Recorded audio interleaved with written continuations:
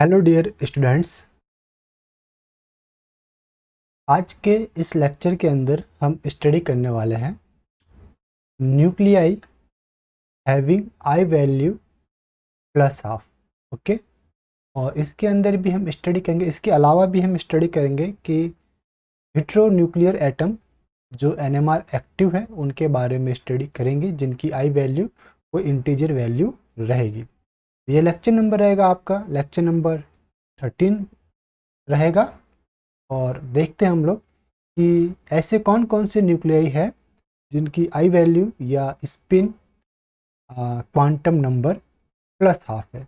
उसके अंदर जो मोस्ट फेमस आपका रहता है और मोस्ट एबेंडेंट है H1, यानी कि हाइड्रोजन, या फिर हम इसे कहते हैं प्रोटॉन।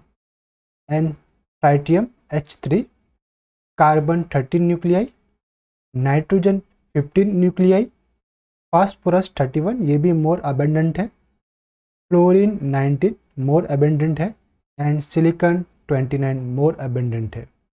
इसको अगर मैं सर्कल करूँ, दिस फास्फोरस 31 एंड फ्लोरीन 19, ये तीनों एटम हेटेरो एटम है और इनके एनएमआर्स वाइडली स्टडी किए जाते हैं और इनके थ्रू स्ट्रक्चर फाइंड आउट भी होता है। देन आफ्टर इनके अलावा रहता है आपका like selenium 77, rhodium 103, silver 107 and silver 109, cadmium 111, cadmium 113, tin 117, tin 119। ये टिन के दो आपके पास आइसोटॉप्स हो गए। इसी टाइप से कैडमियम के भी दो आइसोटॉप्स एंड सिल्वर के भी दो आइसोटॉप्स। देन आफ्टर आपके पास रहता है xenon 125, this one is tungsten 183, platinum 195, platinum 195, इसे रब करते हैं, प्लेटिनम 195। फिर है आपके पास मरकरी 119, टेल्लुरियम 203, टेल्लुरियम 205 एंड लेड 207। तो ये कुछ मेजर न्यूक्लियाई है जिन्हें रिपीटेडली एग्ज़ाम में, यानी कि ये एग्ज़ाम के अंदर या तो इनका पेयर्स पूछ लिया जाता है कि इनमें से कौन से न्यूक्लियाई की आई वैल्यू हाफ है या कौन से न्यूक्लियर एनएमआर एक्टिव है। कुछ ना कुछ ये एटम्स कहीं ना कहीं पूछे गए, इसलिए हमने इसे ग्रुपिंग करके आपके सामने लाए हैं। ओके, अब है हमारे पास एक वाइडली क्वेश्चन पूछा जाता है एग्ज़ाम के अंदर, वो रहता है like NMR of HD molecule. अब HD में हाइड्रोजन यानी H1 भी एनएमआर एक्टिव है और ड्यूटेरियम भी एनएमआर एक्टिव है। अगर मैं ड्यूटेरियम की बात करूँ तो ये रहता है 1H2, इसकी आई वैल्यू रहती है 1। और अगर मैं हाइड्रोजन की बात करूँ तो इसकी आई वैल्यू रहती है हाफ। अगर H1 NMR हम रिकॉर्ड करते हैं तो मुझे सिग्नल कितना मिलेगा, 1 सिग्नल मिलेगा। और इसके नेबर में कितने ऐसे न्यूक्लियाई है जो NMR एक्टिव है, तो मुझे क्या दिखाई देगा कि भाई H के नेबर में ये H और इसके नेबर में D जुड़ा हुआ है जो कि NMR एक्टिव है और इसकी आई वैल्यू कितनी है, 1। और नंबर कितना है इसका, ये नंबर ऑफ ड्यूटेरियम कितने हैं, 1। तो स्प्लिटिंग चेक करने के लिए मुझे कौन सा फॉर्मूला लगाना पड़ेगा, दिस वन, 2Na+1। तो 2 multiplied bye Na means number of D 1 और उसकी आई वैल्यू 1 + 1। तो 2 × 1 2 + 1 3, यानी कि ये ट्रिपलेट के अंदर स्प्लिट होगा। और चूंकि जो नेबरिंग प्रोटॉन है वो उसकी आई वैल्यू 1 है, इसलिए ये पास्कल ट्रायंगल को फॉलो नहीं करेगा। इसकी इंटेंसिटी रहेगी 1:1:1, नॉन पास्कल ट्रायंगल। ये नॉन पास्कल ट्रायंगल के अकॉर्डिंग इसकी इंटेंसिटी रहेगी, इंटेंसिटी। ओके, इसी टाइप से आपके पास spectra of germanium GeH4, spectra of GeH4 like germanium भी आपका कार्बन फैमिली का मेंबर है, टेट्रावैलेंट रहता है। तो जर्मेनियम टेट्राहेड्रल, आपका इसका ज्योमेट्री आप शो करेंगे, कौन सी रहेगी, टेट्राहेड्रल। ये हमने शो किया हुआ है टेट्राहेड्रल। सारे के सारे प्रोटॉन सेम केमिकल इन्वायरमेंट में रहेंगे, इसलिए ओनली 1 आपको सिग्नल मिलेगा। ये कार्बन फैमिली का मेंबर है, this one is carbon family का 3rd मेंबर है। ओके, ये family carbon, silicon, germanium, tin and lead. इसमें अगर मैं बात करूँ कि भाई सिग्नल तो एक मिलेगा, और जो जर्मेनियम है वो खुद भी NMR एक्टिव न्यूक्लियाई है जिसकी आई वैल्यू रहती है 9/2। अब 9/2 है, एक्टिव है, तो स्प्लिटिंग पैटर्न क्या होगा, तो H1 NMR जब हम रिकॉर्ड करते हैं तो सिग्नल तो एक रहता है लेकिन स्प्लिटिंग रहेगी आपके 2Ni+1, 2Na मस नेबरिंग न्यूक्लियाई जो कि NMR एक्टिव है वो है आपका एक जर्मेनियम, तो 2 × 1 और इसकी आई वैल्यू 9/2। तो क्या हो जाएगा 9/2 + 1, तो 2 से 2 कैंसिल, तो 9 बन जाए 9 + 1 10, तो 10 लाइन्स होगी।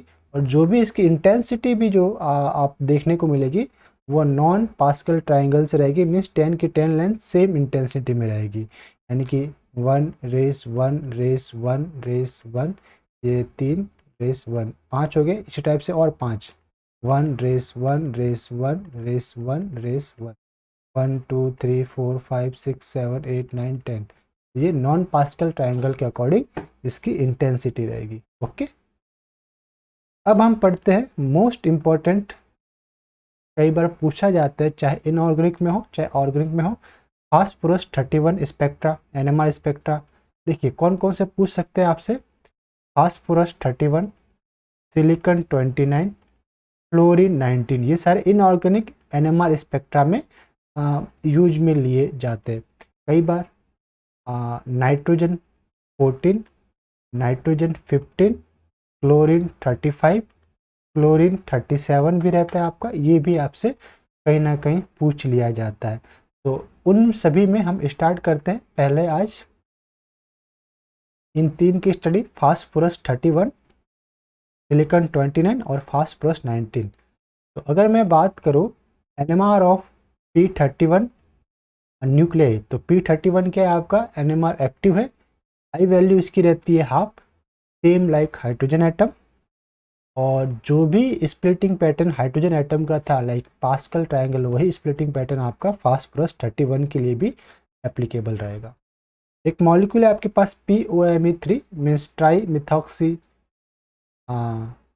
फॉस्फाइन आपके पास है। अगर मैं इसका NMR रिकॉर्ड करता हूँ तो मेरे पास कितने सिग्नल होंगे, चूँकि इसके अंदर सिर्फ एक ही फास्फोरस एटम प्रेजेंट है, एक ही सिग्नल आपको मिलेगा। अब देखने वाली बात होती है कि स्प्लिटिंग पैटर्न क्या होगा। ओके, तो सिग्नल कितना रहेगा, ओनली 1 सिग्नल, और ये सिंगलेट रहेगा क्यों, क्योंकि इसके नेबर में, यानी इसके नेबर में कौन है, ऑक्सीजन है, 3 ऑक्सीजन, और 3 ऑक्सीजन के ऊपर कोई प्रोटॉन प्रेजेंट नहीं है, इसलिए ओनली सिग्नल सिंगलेट फॉर्मेट में आपको मिलेगा। किस फॉर्मेट में, सिंगलेट के रूप में। अगर कोई नेबरिंग प्रोटॉन होता लाइक 2 बॉन्ड डिस्टेंस तक भी होता तो हम उसे कंसिडर करते, लेकिन यहाँ पे जो प्रोटॉन है वो आपके 3 बॉन्ड डिस्टेंस पे होंगे जो कपलिंग में काम में नहीं आएंगे, स्प्लिटिंग नहीं शो करेंगे।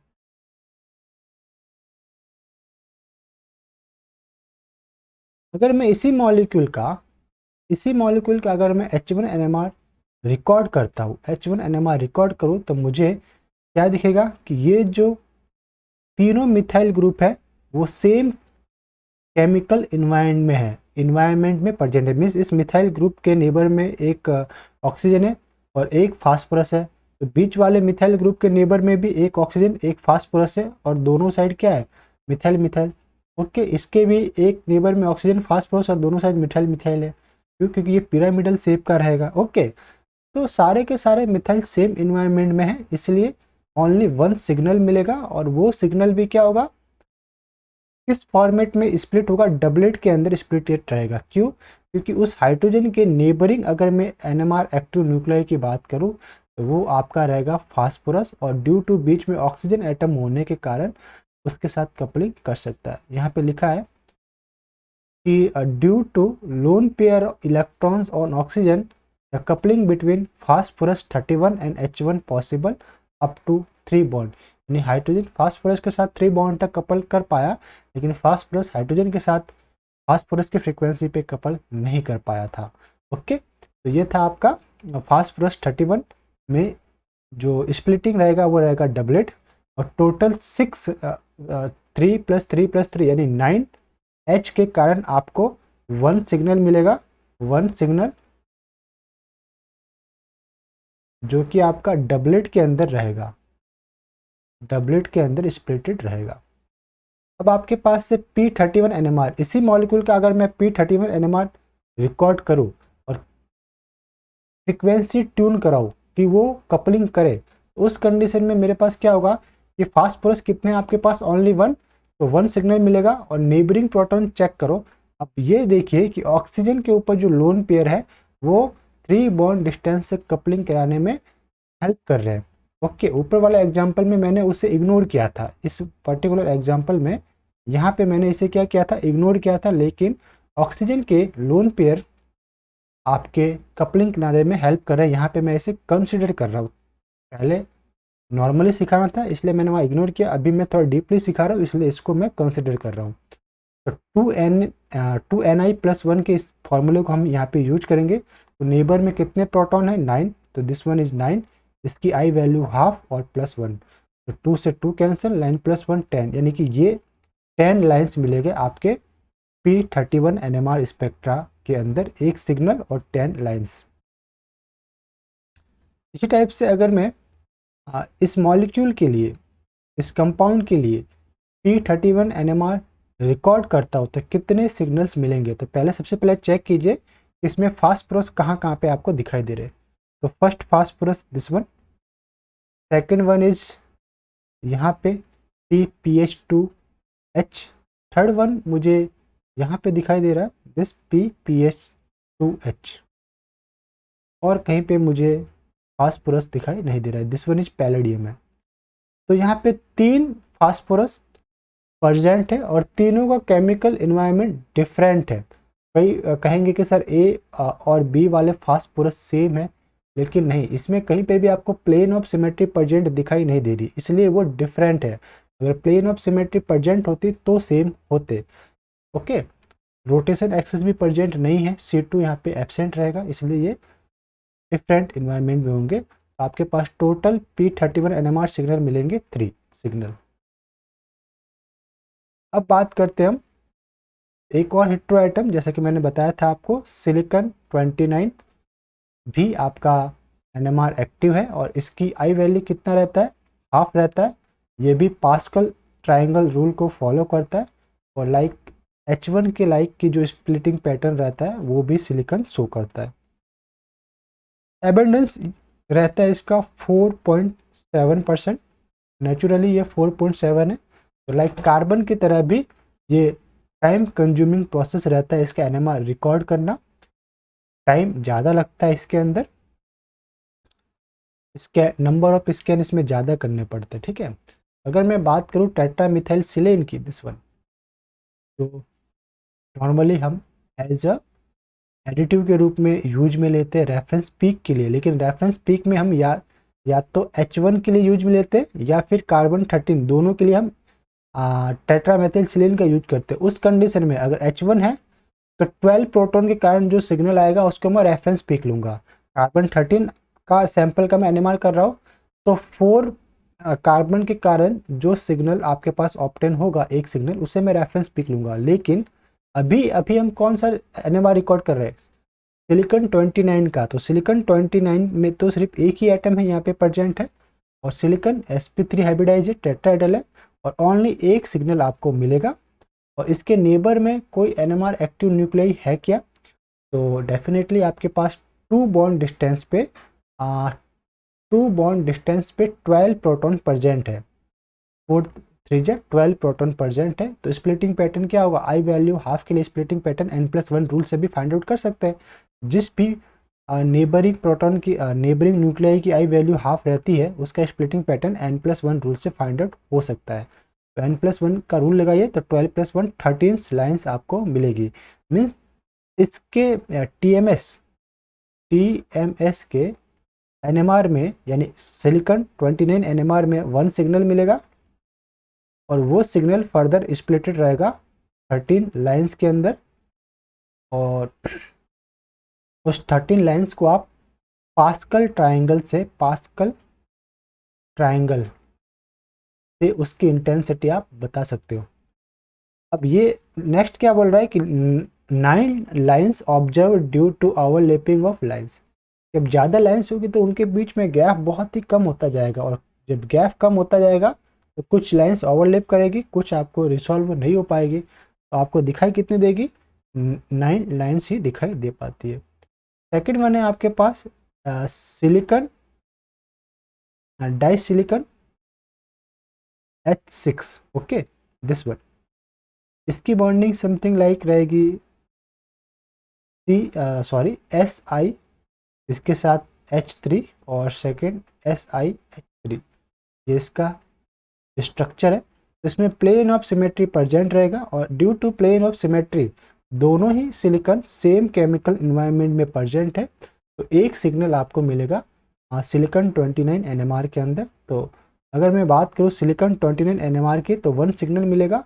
और नेबरिंग प्रोटॉन कितने हैं भाई, मुझे अब इसी पार्ट का स्टडी करना है, इसको भूल जाओ, क्यों, क्योंकि ये आपका मिरर इमेज है।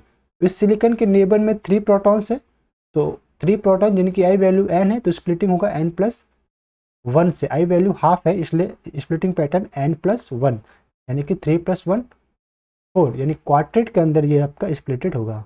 अगर मैं पूछूं H1 NMR की, तो तीनों के तीनों हाइड्रोजन आपके सेम केमिकल इन्वायरमेंट में है, तो इसका भी आपको सिर्फ एक क्या मिलेगा, सिग्नल मिलेगा, 1 सिग्नल। और इसके नेबर में सिलिकॉन है जो कि NMR एक्टिव है,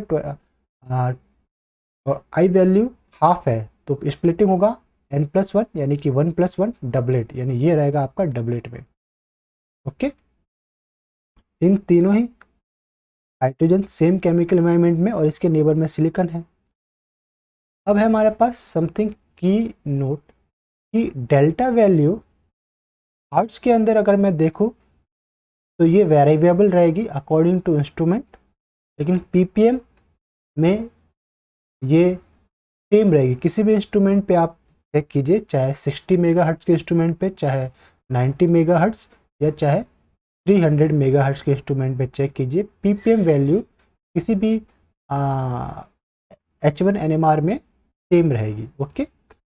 और अगर मैं मैग्नेटिक फील्ड वाली एक वैल्यू है आपकी J वैल्यू, यानी कपलिंग कांस्टेंट का हर्ट्ज वैल्यू इंडिपेंडेंट रहता है इंस्ट्रूमेंट से। कोई भी इंस्ट्रूमेंट लीजिए, कपलिंग कांस्टेंट की वैल्यू हर्ट्ज में सेम रहेगी, बट पीपीएम के अंदर वो वेरिएबल रहेगी, यानी कि पीपीएम में हर्ट्ज वैल्यू बदल सकती है। अगर हर्ट्ज को मैंने पीपीएम में कन्वर्ट किया तो वो बदल सकता है। इन 2 different instrument like 300 megahertz and 600 megahertz, ये दोनों कंपेयर करके बताया गया है कि जे की वैल्यू हर्ट्ज में सेम रहेगी दोनों इंस्ट्रूमेंट में, लेकिन पीपीएम में दोनों डिफरेंट आपको आएगा। और डेल्टा की वैल्यू हर्ट्ज में आपकी डिफरेंट हो सकती है, लेकिन पीपीएम में डेल्टा की वैल्यू सेम आएगी।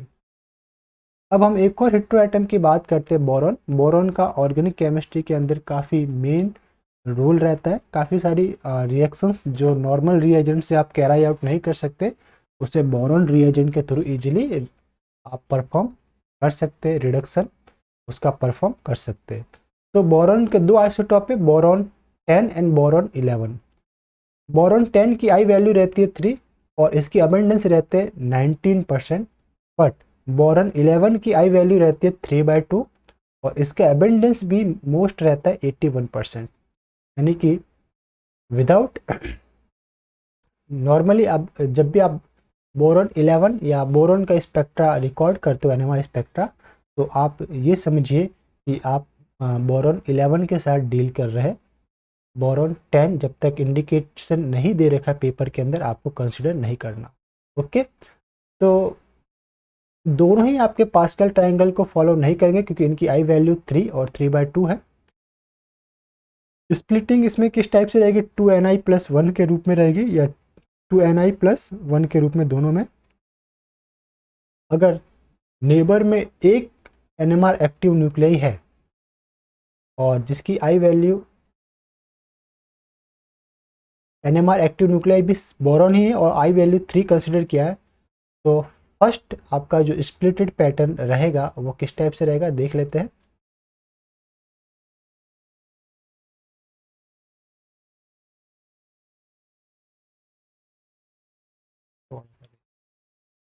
तो फर्स्ट जो आपका पैटर्न रहेगा, देखिए 2 multiplied by number of NMR active silicon 1 multiplied by उसकी आई वैल्यू। तो number of NMR active boron लेना है, तो वो बोरॉन B10 है, तो 1 नंबर है इसका, तो इसकी आई वैल्यू 3 है। तो हो गया कितना, 2 3 जा 6 + 1 7, यानी कि 7 लाइन्स स्प्लिटिंग के अंदर आपको मिलेगी। इसी टाइप से अगर बोरॉन 11 है किसी दूसरे बोरॉन 11 के नेबर में, तो स्प्लिटिंग में कितनी लाइन्स मिलेगी आपको, 4, यानी क्वार्टेट मिलेगी according to this calculation. Okay, 2 multiplied by 1 multiplied 3/2, तो 2 से 2 कैंसिल हो जाएगा, दिस 2 से 2 कैंसिल, 3 1 जा 3 + 1 4 क्वार्टेट।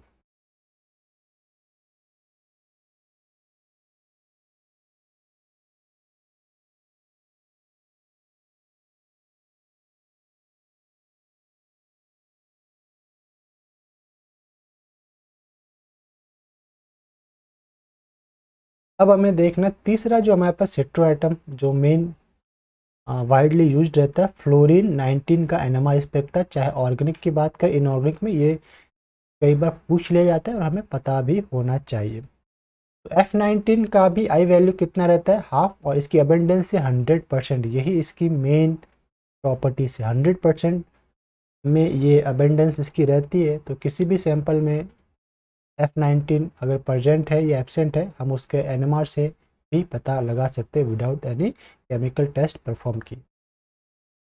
ये भी आपका N+1 रूल और पास्कल ट्रायंगल रूल आपका शो करेगा, ओके, फॉलो करेगा, पास्कल ट्रायंगल रूल फॉलो करेगा। इसमें जो डेल्टा रेंज है केमिकल शिफ्ट की वो बहुत ज़्यादा हाई रहती है, like 0 to 200 ppm, like carbon 13 का था 0 to 220 ppm। रेफरेंस पीक या के लिए हमें एडिटिव यूज करना पड़ता है, लाइक CCl3F। इस केमिकल के लिए जो आपको सिग्नल मिलता है उसे हम रेफरेंस पीक लेते हैं, एंड देन आफ्टर हम अपना स्केल डेल्टा स्केल ड्रॉ करते हैं। कपलिंग कांस्टेंट भी हाई रहती है इसमें, लाइक 2 F एटम्स आपस में कपल्ड होंगे किस रेंज में, 40 to 360 हर्ट्ज की रेंज में, जब इन दोनों के बीच में 1 बॉन्ड डिस्टेंस है। और अगर मैं बात सॉरी जेमिनल यानी 2 बॉन्ड डिस्टेंस है, और अगर मैं बात करूँ वाइसिनल की यानी कि 3 बॉन्ड डिस्टेंस की, FA-FB कपलिंग, ये आपको देगा 0 to 45 हर्ट्ज। अगर सिस पोजिशन में है तो 0 to 45 हर्ट्ज, और ट्रांस में है तो 100 to 150 हर्ट्ज। ट्रांस में ईजिली आपका इलेक्ट्रॉन फ्लो कर जाते हैं, इसलिए कपलिंग कांस्टेंट बढ़ जाता है 100 to 150 हर्ट्ज। नेक्स्ट हमारे पास जो पॉइंट है वो है fluorine can do coupling up to 5 bond. ये देखिए अप टू 5 बॉन्ड तक। नॉर्मली कार्बन जो था सॉरी H1NMR जो था वो अप टू 3 बॉन्ड तक कपलिंग करता था। कार्बन 13 में कपलिंग को हम क्या करते थे, इग्नोर करते थे, इग्नोर, ओके। और फास्फोरस 31 में भी हमने 3 बॉन्ड तक कपलिंग कराई थी, लेकिन फ्लोरीन में अप टू 5 बॉन्ड यानी लॉन्ग रेंज कपलिंग भी इजीली इसके अंदर परफॉर्म होती है। यहाँ पे लिखा हुआ मैंने, long range coupling more than 5 bond has low J value up to 0 to 8 hertz तक रहती है। लाइक अब कपलिंग देख लेते हैं हम, ये कार्बन और एक ही कार्बन पे 2 फ्लोरीन है, मीन्स ये जेमिनल कपलिंग है। 40 to 370 हर्ट्ज तक इसका रेंज रहता है FF कपलिंग के लिए। और ये आपके पास दिखाई दे रहा है geminal sorry vicinal coupling, this one is geminal और दिस वन इज वाइसिनल। और वाइसिनल में भी ये किस टाइप का है, ट्रांस में। तो ट्रांस टाइप का है तो इसकी जो वैल्यू रहेगी वो रहेगी 100 to 150 हर्ट्ज। और अगर सिस है तो इसकी वैल्यू रहेगी आपकी 0 to 45 hertz. This one is cis and this one is trans, okay, vicinal के अंदर। नेक्स्ट हमें कपलिंग ही देखना है। यहाँ पे आ जाइए, राइटिंग थोड़ी चेंज हो जाएगी आपकी, आपकी नहीं हमारी राइटिंग चेंज हो जाएगी। एंड यहाँ पे देखिए ये आपके पास दे रखा है दिस और ट्रांस का था, yes this one is trans था, और दिस वन इज रोटेशन के बाद इसको सिस ले लीजिए, like this particularly F F double bond ले लीजिए, तो 0 to 45 हर्ट्ज़ के बीच में, और ये 100 to 150 हर्ट्ज़ के रूप में। अगर मैं कपलिंग की बात करूँ फ्लोरीन और एच के बीच में, तो जेमिनल टाइप की जो कपलिंग है वो रहेगी 40 to 60 हर्ट्ज़ में, और ट्रांस टाइप की कपलिंग 10 to 50 हर्ट्ज़ में, और सिस टाइप की कपलिंग 0 to 20 हर्ट्ज़ में। This one is 0 to 20 hertz. Trans type की कपलिंग 10 to 50 हर्ट्ज़, ट्रांस हमेशा ज़्यादा रहता है सिस से, और जेमिनल टाइप की कपलिंग 40 to 60 हर्ट्ज़। इसी टाइप से ये एल्किन में अगर दोनों एफ सिस है तो 0 to 60 हर्ट्ज़ के ऊपर आपको मिलेगा, और एल्किन में जेमिनल पोजीशन पे यानी sp2 हाइब्रिडाइज पोजीशन के ऊपर एफ और एच है तो 70 to 90 हर्ट्ज़ 70 to 90 हर्ट्ज़ पर कपलिंग होगी। और एल्किन में जेमिनल फ्लोरीन आपके पास प्रेजेंट है, तो ये रहेगा आपका 0 to 110 हर्ट्ज़ आपके पास कपलिंग कांस्टेंट। मेन चीज़ आपको देखनी रहती है एरोमेटिक सिस्टम में भी, लाइक दिस एरोमेटिक सिस्टम के अंदर सब स्टेटमेंट आपके पास प्रेजेंट है, like this fluorine, second fluorine, third fluorine and fourth fluorine. तो ऑर्थो अगर मैं एक को रेफरेंस ले लूँ इसको, तो इसकी ऑर्थो पोजीशन वाला कपलिंग जो करेगा वो 18 to 35 हर्ट्ज़ के ऊपर। मेटा पोजीशन मीन्स दिस दोनों, ये दोनों अगर मैं कपलिंग की बात करूँ तो इसका रहेगा आपका 0 to 15। और अगर मैं बात करूँ third one, this one and इसके बीच की कपलिंग की बात करूँ तो ये रहेगा पैरा तक कपलिंग। जैसे बॉन्ड डिस्टेंस इंक्रीज हो रही है कपलिंग कांस्टेंट कम होता जा रहा है, तो ये रहेगा आपका 4 to 15 हर्ट्ज़ के बीच में। ओके, और अगर मैं एफ और एच की बात करूँ तो ये भी जस्ट लाइक ये ए स्ट्रक्चर और ये बी स्ट्रक्चर, तो जस्ट लाइक ए स्ट्रक्चर की तरह ही आपके पास वैल्यू आएगी।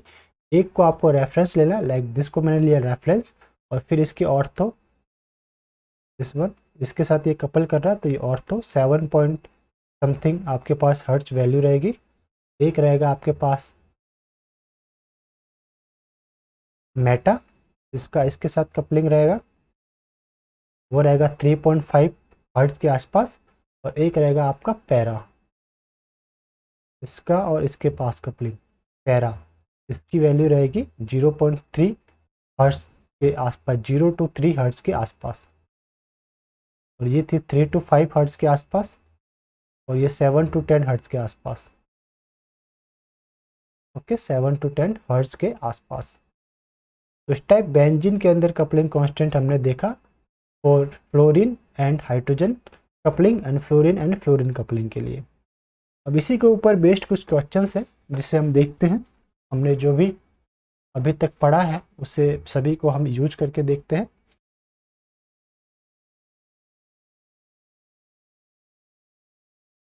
फर्स्ट जो हमें जो क्वेश्चन दिखाई दे रहा है जस्ट वन, क्या लिखा है रीड कीजिए।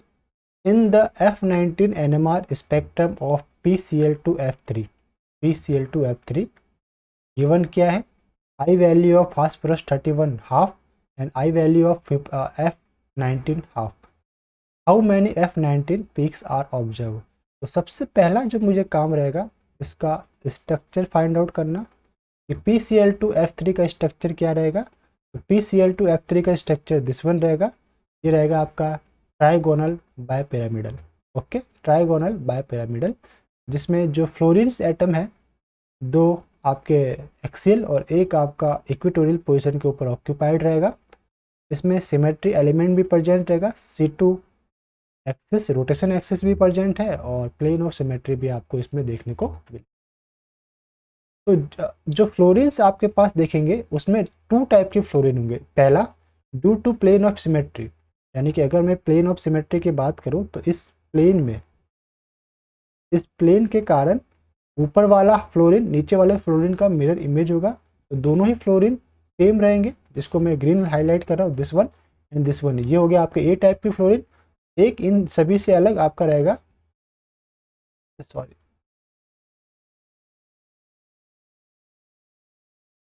इन सभी से अलग दिस वन जो है वो फ्लोरीन, जो कि इक्वेटोरियल के अंदर प्रेजेंट है। तो दो टाइप के आपके पास फ्लोरीन है, तो अगर आपने F19 स्पेक्ट्रा रिकॉर्ड किया तो आपको मिलेंगे 2 सिग्नल।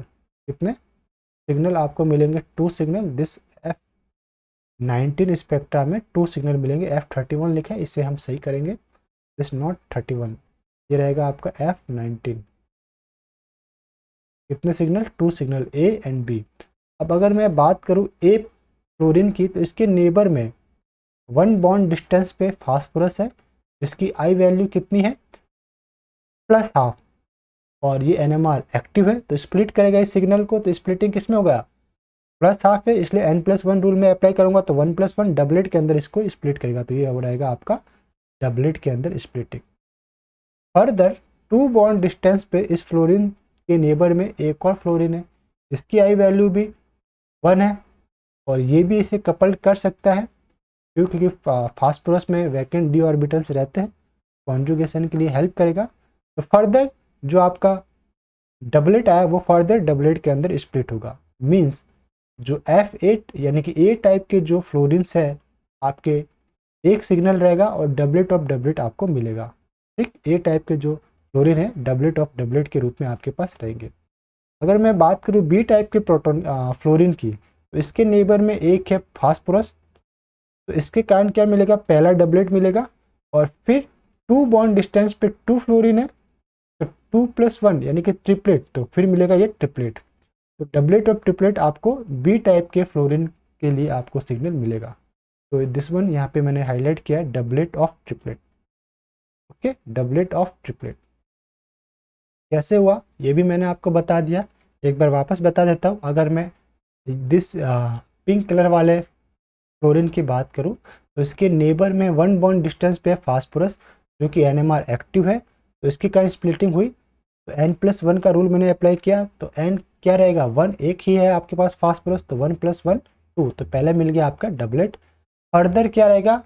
2 बॉन्ड डिस्टेंस पे, तो 1 एंड 2 बॉन्ड डिस्टेंस पे आपके पास 2 फ्लोरिन है, एक ऊपर एक नीचे, ये भी NMR एक्टिव है, तो N+1 का रूल मैंने अप्लाई किया, तो 2+1 3, तो ये ट्रिपलेट। तो डबलेट ऑफ ट्रिपलेट आपको सिग्नल के रूप में मिलेगा फॉर बी फ्लोरिन। अब इसी के ऊपर बेस्ड कुछ क्वेश्चन है, उससे देख लेते हैं। लाइक क्वेश्चंस ये क्वेश्चन फर्स्ट दे दो इसको। F19 स्पेक्ट्रा आपसे पूछा है, और जो मॉलिक्यूल है आपके पास उसे मैं वापस से ड्रॉ कर लेता हूँ, इस मॉलिक्यूल को। Like CH3 bond CH2 bond sulphur bond phosphorus, this F and this F। Okay, और इसके ऊपर एक लोन पेयर अटैच्ड। तो अब इसमें पूछा इसने कि F19 स्पेक्ट्रा कितना रहेगा, H1 स्पेक्ट्रा कितना रहेगा, F31 और F19 है, this one not 31, F19 Spectre या सिग्नल्स क्या क्या रहेगा। तो देखिए इसमें जो फ्लोरीन आपको दिखाई दे रहे हैं, दोनों ही फ्लोरीन आपके सेम केमिकल एनवायरनमेंट के अंदर प्रेजेंट है। ठीक है, अगर मैं हाईलाइट करूँ दिस येलो से, तो इसका जो केमिकल एनवायरनमेंट है वो भी इसके केमिकल एनवायरनमेंट के सेम है। एक प्लेन ऑफ सिमेट्री आपको जाती हुई प्रेजेंट दिखाई देगी, this one plane of symmetry. इस प्लेन ऑफ सिमेट्री के कारण ये येलो वाले फ्लोरीन का मिरर इमेज नीचे वाला फ्लोरीन आपको दिखाई देगा।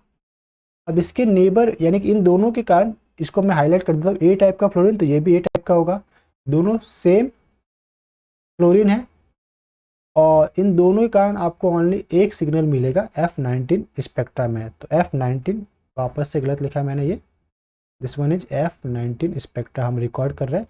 F19 स्पेक्ट्रा में मुझे मिलेगा एक सिग्नल। स्प्लिटिंग कैसे होगी? तो पहले 1 बॉन्ड डिस्टेंस पे फ्लोरीन है, सॉरी फास्फोरस है, जो कि NMR एक्टिव है, आई वैल्यू हाफ है, तो N+1 का रूल लगाऊंगा, तो 1+1 2 यानी डबलेट के अंदर इसने स्प्लिट किया। फर्दर 2 बॉन्ड डिस्टेंस पे आपको क्या दिख रहा है? सल्फर दिख रहा है। 2 बॉन्ड डिस्टेंस पे आपको दिख रहा है सल्फर, एंड 1 2 3 4 बॉन्ड डिस्टेंस पे आपको 2 हाइड्रोजन दिखेंगे। ओके, तो 4 बॉन्ड डिस्टेंस पे 2 हाइड्रोजन के कारण आपका जो फर्दर स्प्लिटिंग होगी वो रहेगा ट्रिपलेट। अब ये 4 बॉन्ड तक कपलिंग क्यों कर पाया? इसका रीजन था कि जो आपने इसके बीच में जो एटम्स आ रहे हैं फास्फोरस एंड सल्फर, दोनों के पास लोन पेयर्स ऑफ इलेक्ट्रॉन भी है और वैकेंट ऑर्बिटल भी है, इसलिए इलेक्ट्रॉन कॉन्जुगेशन ये करवा सकते हैं, एक ब्रिजिंग का काम करेंगे कि 1, 2, 3 एंड 4 बॉन्ड तक भी कपलिंग करवा सकते हैं। तो जो F19 आपका स्पेक्ट्रा था उसमें एक सिग्नल मिलेगा, डबलेट ऑफ ट्रिपलेट आपको दिखाई देगा, ठीक है, डबलेट ऑफ ट्रिपलेट। ये जो था वो FA एंड 2H के बीच में कपलिंग था। ट्रिपलेट वाला जो आपने लिखा है मैंने यहाँ पे वो FA और 2H के बीच में कपलिंग है। ओके, ये इसके साथ भी कपल्ड कर सकता है। और एक कपलिंग ये थी फास्फोरस और दिस के बीच में, ठीक। अगर मैं बात करूँ H1 NMR की, सबसे पहले तो मैं वापस इसको मिटा देता हूँ क्योंकि मुझे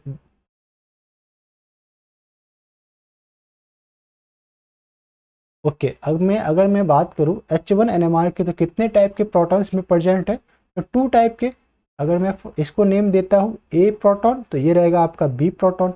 तो 2 प्रोटॉन्स आपके पास प्रेजेंट है, तो 2 सिग्नल्स आपको मिलेंगे, 2 सिग्नल्स।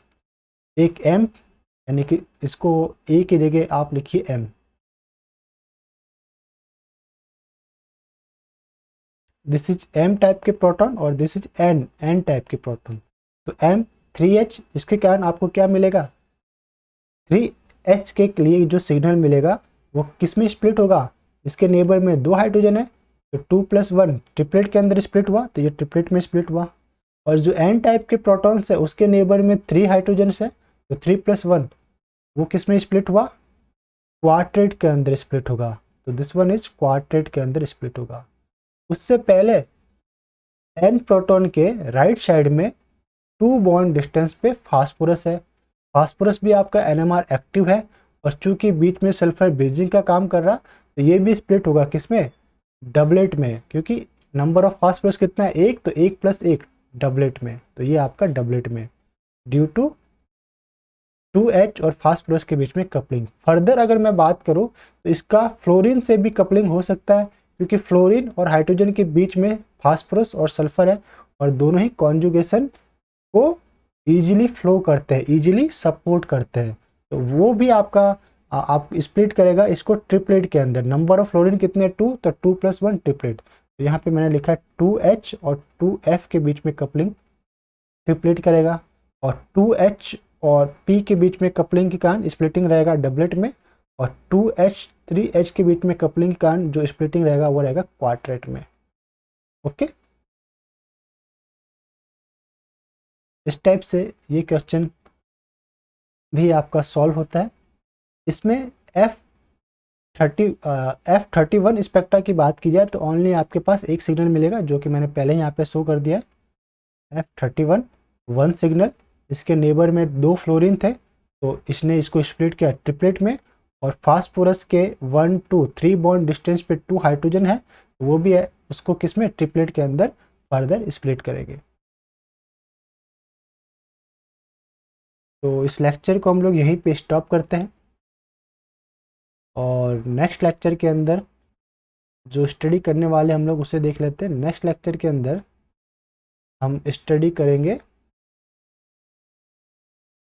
समथिंग, कुछ प्रैक्टिस क्वेश्चन एंड DE